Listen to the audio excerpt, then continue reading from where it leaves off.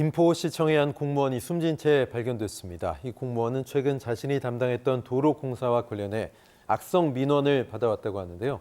사건 사고 오윤성 순천향대 경찰행정학과 교수와 알아보겠습니다. 어서 오십시오. 네, 안녕하세요. 자, 안타까운 소식 많은 분들 접하셨는데 실종 신고 뒤 30분 후에 김포시 공무원이 숨진 채 발견됐습니다. 대체 어떤 일이 벌어진 겁니까? 이게 이제 지난 그 5일 그 오후 4시 10분인데요. 인천 서구 도로상에 주차된 한 승용차 안에서 김포시청 그 구급 공무원 30대 A 씨가 이제 숨진 채 발견이 됐습니다. 사실 이 유가족들은 4일 그 저녁 늦게 집을 떠나서 5일이 된다 하더라도 지금 연락이 되지 않아 가지고 사실 그 당시에 그 오후 3시 40분에 경찰에 신고를 했는데 경찰이 신속하게 수색을 해서 30분 만에 그 차량을 발견을 했습니다. 근데 사실 그 이 A 씨 같은 경우는 지난 그 2월 29일 김포 한강로에서 발생했던 그 포토홀이라고 해서 도로가 이렇게 파이는 게 있어요. 그것에 보수 공사와 관련돼서 그동안에 상당히 그 민원에 시달려 왔다라고 하는데요.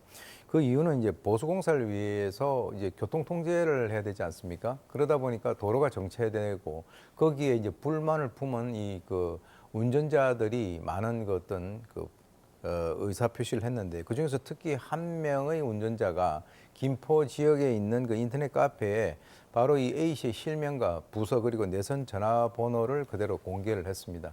사실 이 A 씨가 근무를 하고 있는 이 부서는 평소에 민원이 상당히 많아서 기피 부서로 알려져 있다라고 하는데요. 경찰은 A 씨의 죽음과 연관돼서 범죄 관련 혐의가 없고 극단적 선택을 한 흔적이 발견됐기 때문에 사인을 규명하는 데는 별다른 문제가 없다라고 해서 부검은 하지 않기로 결정을 했습니다. 네, 많은 분들이 이번 사건 안타까움과 분노를 표하고 있는데 이른바 민원 좌표 찍기 이것 때문에 상당히 고통을 받다가 이런 선택을 한 게 아닌가 싶습니다. 온라인 카페의 그 실태가 어느 정도 심각한 겁니까? 실제 그 당일 사고가 났었던 그 당일 오후 9시 40분까지만 하더라도 도로가 주차장 같다라고 하는 그 정도의 문의만 있었었는데요. 어떤 B 씨라고 하는 그 사람이 바로 이제 실명하고 전화번호를 갖다 공개를 하면서 이런 얘기까지 같이 붙였습니다. 지금 그 공사를 승인했던 그 공무원은 퇴근해서 집에서 쉬고 있는데 멱살을 잡고 싶다라고 이런 글을 올렸는데요. 사실 그 당시에 새벽 1시까지 이 공무원은 현장에서 근무를 하고 있었다라고 합니다. 이 외에도 정신 나간 공무원들은 책임을 져야 된다. 그리고 이제 그 민원 폭탄을 넣어야 이 공무원들이 정신을 차린다. 이런 얘기를 갖다가 했다라고 하는데요. 사실 도로가 파이면 빨리 보수 공사를 해서 안전 사고를 방지하는 것이 필요한데 적어도 이제 이러한 악성 민원이 범죄라고 하는 것을 인식이 없는 것 같습니다. 그래서 이 공무원을 비난했던 그 온라인 그 카페 운영자는 사실 단순한 민원성 게시물인 줄 알았다. 이렇게 악성 댓글인 줄은 몰랐다라고 하면서 앞으로 관리를 철저해야겠다라고 얘기를 했는데요. 사실 흉기로만 사람을 살해하게 되는 그런 것은 아니죠. 이 자체가 상당히 좀 공허하게 들려옵니다.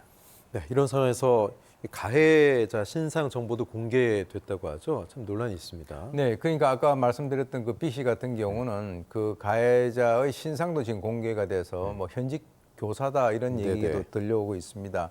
그래서 이 사람이 자기가 운영하는 SNS를 지금 삭제하는 그런 상황이 됐는데요.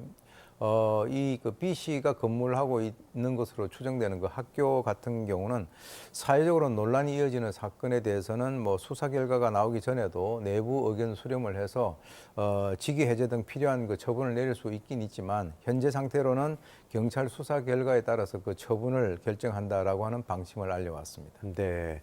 자, 그런데 우리 사회의 공무원을 향한 이런 악성 민원 이번이 처음이 아니죠? 그동안 어떤 사례들이 있었습니까?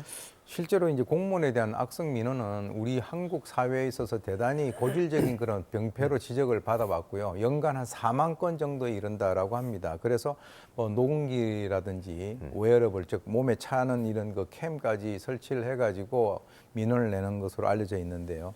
제가 이제 한 3가지만 간단하게 소개를 드리면 우선 이제 이 거제시청에 근무하는 공무원 같은 경우는 체납 차량, 즉 다시 말해서 세금을 내지 않아서 그 번호판을 갖다가 영치하는 그 과정에서 민원인으로부터 뺨을 맞는 그런 경우도 있었고요.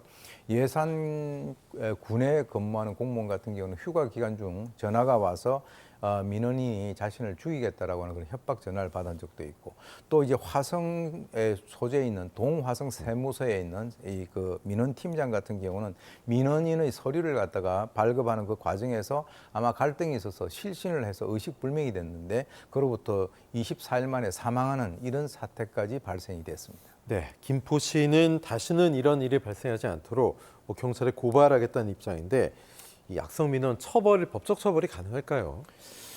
지금 뭐 사실 그 이 김 씨 같은 경우는 이제 A 씨 같은 경우는 실제로 이 그 김포시에서 경찰에 고발을 할 방침이라고 합니다. 그리고 이제 김포시장까지 나와서 강력한 재발 방지책을 마련하겠다 이렇게 얘기를 하고 있긴 있습니다. 그리고 이제 공무원 노조도 사실 이렇게 신상에 대한 좌표 찍기라든가 이런 것을 통해서 사람이 이렇게 죽어나가는 것에 대해서는 그야말로 참담한 심정이다라고 얘기했는데, 사실 이 악성 민원에 대해 가지고 뭐 현행법상으로 처벌을 갖다 할 수 없는 것은 아닙니다. 예컨대 이제 공무집행 방해라든가 모욕죄 그리고 이제 강요죄 등 이런 그 여러 가지 해당되는 그 법률이 있긴 있습니다만, 현실적으로 이런 극단적인 사태가 발생하기 이전까지는 사실은 그동안에 굉장히 좀 소극적으로 대처해 왔던 것은 사실입니다. 그래서 한때 이렇게 반짝하다가 이렇게 사람이 이제 극단적 선택을 한다든가 이렇게 되면은 조금 이렇게 관심이 모아졌다가 나중에 좀 흐지부지 되는데요. 사실 이러한 그 일을 계기로 해서 악성 민원에 대해서 뭔가 하나의 어떤 기준점이 제시가 돼야 된다라고 봅니다.